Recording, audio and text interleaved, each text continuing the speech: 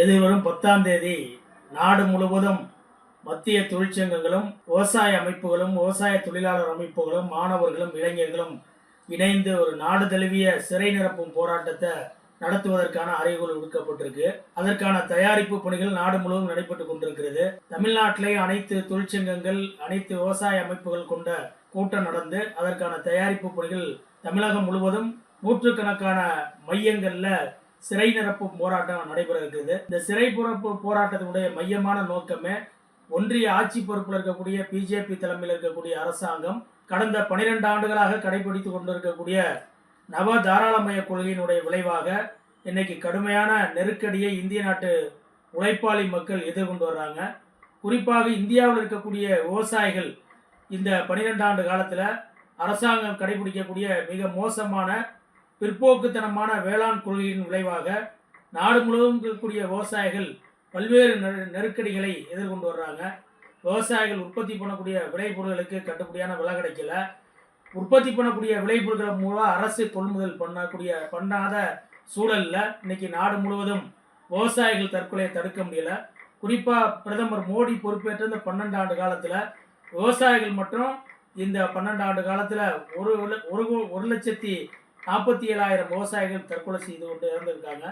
அதே போல் விவசாய தொழிலை நம்பியிருக்கக்கூடிய விவசாய தொழிலாளர்கள் அன்றாட தினக்கூலியாக இருக்கக்கூடிய மக்கள் ஏறக்குறைய 3,5 லட்சம் பேர் தற்கொலையில் இறந்து போயிருக்கிறாங்க. எல்லாத்தையும் பார்த்தீங்கன்னா கிராமப்புற உழைப்பாளிகள் இந்த 12 ஆண்டு காலத்தில் 5 லட்சம் பேர் அரசினுடைய கொள்கையினுடைய விளைவாக தற்கொலை செய்து கொண்டு மாண்டு போயிருக்கிறாங்க.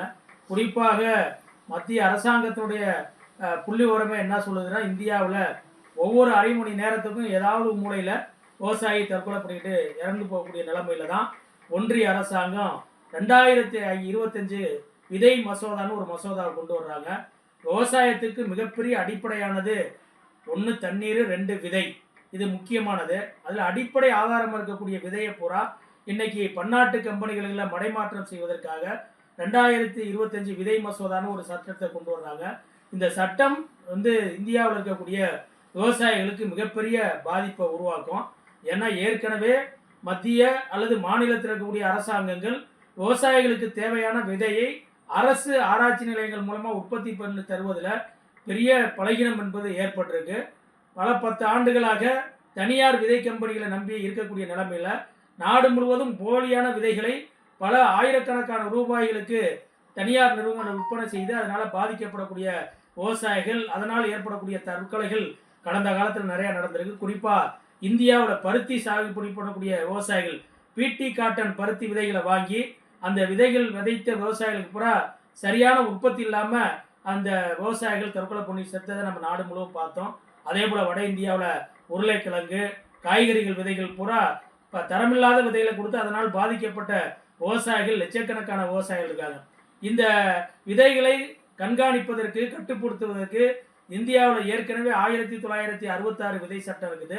அதே போல் 1983 விதை கட்டுப்பாட்டு ஆணையம், இதில் பல்வேறு விதிமுறைகள் இருக்கு. போலியான விதை நிறுவனங்களை தடுப்பதற்கு, அந்த விதைகள் தரமற்ற விதைகளாக இருந்தால் அதை தண்டிப்பதற்கான இந்த சட்டங்கள் இருந்தாலும் இந்த காலத்தில் இந்த சட்டங்களை பயன்படுத்தி ஒன்றிய ஆட்சி பொறுப்பில் இருக்கக்கூடிய அரசாங்கங்கள், குறிப்பாக பிஜேபி அரசாங்கம் எந்த விதமான போலி விதை கம்பெனிகளுக்கு எந்த தண்டனையும் பெற்று தந்ததில்லை. இந்த சூழலில் தான் 2025 விதை மசோதா கொண்டு வர்றாங்க. இந்த விதை மசோதா மிக ஆபத்தானது. ஏற்கனவே வேளாண்மை மாநில அரசாங்கத்தினுடைய பட்டியலில் 2வது இடத்துல இருக்குது. மாநில அரசாங்கத்தின் பட்டியலில் இருக்குது. இப்போ அந்தந்த மாநிலங்கள் அந்த மாநிலத்துக்கு தேவையான விதைகளை உற்பத்தி பண்ணுவதற்கு விநியோகம் பண்ணுவதற்கு இருந்த உரிமைகளை பூரா அந்த 2025 விதை மசோதா பறித்து அனைத்து உரிமைகளையும் மத்திய அரசாங்கம் அதிகாரத்தையும் அவங்க கையில் கொண்டு போகிறாங்க. குறிப்பாக 2025 விதை மசோதாவில் என்ன சொல்கிறாங்கன்னா, அவங்க குறிப்பாக சொல்கிறது போலி விதைகளை நாங்கள் தடுப்பதற்காக தான் இதை கொண்டு வர்றோம் அப்படின்னு சொல்கிறாங்க. ஏற்கனவே இந்தியாவில் பிடி காட்டன் உட்பட அதே மாதிரி காய்கறிகள் உட்பட பல்வேறு மக்காச்சோளம் உட்பட இந்த விதைகளை பூரா பன்னாட்டு நிறுவனங்கள் தான் கொடுக்குது. அந்த நிறுவனங்கள்லேருந்து வாங்கி விதைத்த விதைகள் பூரா தரமில்லாத விதைகளாக போய் அதில் ஏகப்பட்ட பூச்சி வைரஸ்கள்லாம் விவசாயிகள் பாதிக்கப்பட்டிருக்காங்க. குறிப்பாக 2-3 ஆண்டுகளுக்கு முன்னாடி மக்காச்சோளத்தில் அமெரிக்கன் படைப்புழுங்கிற அந்த வைரஸ் அதிலே வந்தது. அந்த விதையை கொடுத்த பூரா பன்னாட்டு கம்பெனிகள் தான், மான்சோன்டா போட்ட கம்பெனிகள் தான் ஆயிரக்கணக்கான ரூபாய் விலையை கொடுத்து வாங்கினாங்க விவசாயிகள். அந்த விதையிலேயே வைரஸ் வந்து தான் அப்படிப்பட்ட ஒரு அமெரிக்கன் படைப்புழு தாக்குதல் என்பது ஏற்பட்டு லட்சக்கணக்கான விவசாயிகள் பாதிக்கப்பட்டாங்க.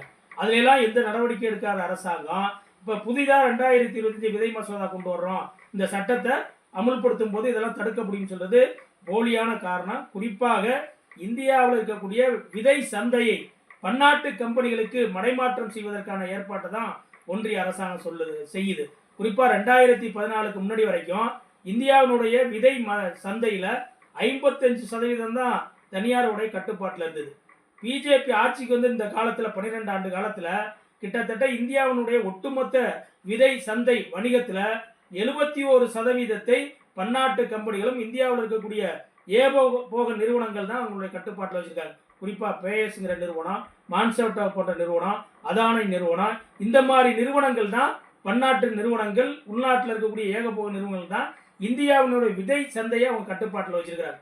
குறிப்பா ஒரு ஆண்டுக்கு ஏறக்குறைய இந்தியாவில் 50,000 கோடி ரூபாய்க்கு வரவு செலவு நடக்கக்கூடிய விற்பனையாகக்கூடிய இந்த விதை சந்தையை முற்றிலும் பன்னாட்டு கம்பெனிகள் கபலீகம் கொள்வதற்காகத்தான் 2025 விதை மசோதா என்பதை ஒன்றிய அரசாங்கம் கொண்டு வந்திருக்கு. இது வந்து பார்த்தீங்கன்னா இந்த இடைப்பட்ட காலத்தில் ஏறக்குறைய 7.8 பில்லியன் டாலருக்கு இந்தியாவினுடைய விதை வியாபாரம் வர்த்தகம் என்பது நடக்குது.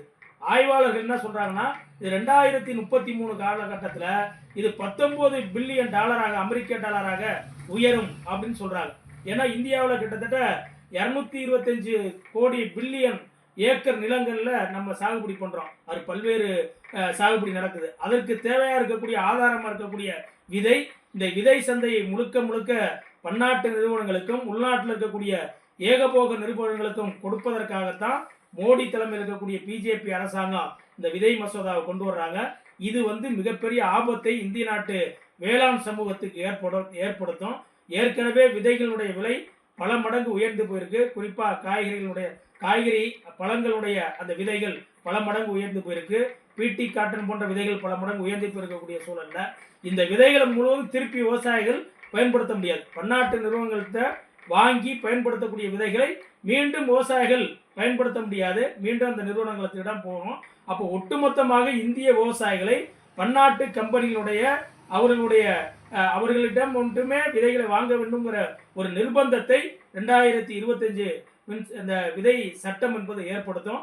எனவே இந்த சட்டத்தை ரத்து பண்ணுங்கிறத வலியுறுத்தியும் விவசாயிகளுடைய பல்வேறு கோரிக்கைகளை வலியுறுத்தியும் தான் வரக்கூடிய 10ஆம் தேதி இந்திய நாடு முழுவதும் வெள்ளையனே வெளியேறு இயக்கம் துவங்கப்பட்ட ஆகஸ்ட் 9 தினத்தில் அந்த மறுநாள் இந்த போராட்டம் நாடு முழுவதும் தொழிலாளர்களும் விவசாயிகளும் விவசாய தொழிலாளர்களும் உழைக்கும் மக்களும் சேர்ந்து நாடு முழுவதும் பல லட்சம் பேர் சிறை நிரப்பும் போராட்டத்தை நடத்த இருக்கிறோம். அந்த அடிப்படையில் தமிழ்நாட்டில் அந்த போராட்டம் வரக்கூடிய 10ஆம் தேதி நூற்றுக்கணக்கான மையங்கள்ல மத்திய அரசாங்கத்தினுடைய அலுவலகங்களுக்கு முன்னாடி நடைபெறக்கூடிய அந்த மறியல் போராட்டத்தில் தமிழ்நாட்டில் லட்சக்கணக்கான தொழிலாளர்களும் விவசாயிகளும் விவசாய தொழிலாளர்களும் மாணவர்களும் பங்கேற்க இருக்காங்கிறத தெரிவிச்சுக்கிறோம்.